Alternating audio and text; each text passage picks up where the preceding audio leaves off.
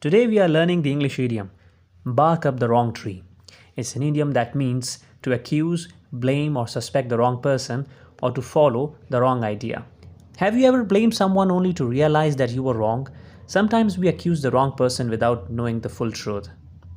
In life, we often think we are on the right path. We feel confident about our judgment, but appearances can be misleading. This is where the English idiom bark up the wrong tree comes from. During hunting, dogs would bark at a tree thinking the animal was there, but often the animal had already escaped. Today we use this idiom when someone accuses, blames, or suspects the wrong person and they follow the wrong idea or direction. For example, if a manager scolds an employee for a mistake they didn't make, he's barking up the wrong tree. If you think lack of money is the reason for failure, but the real problem is poor planning, you are barking up the wrong tree.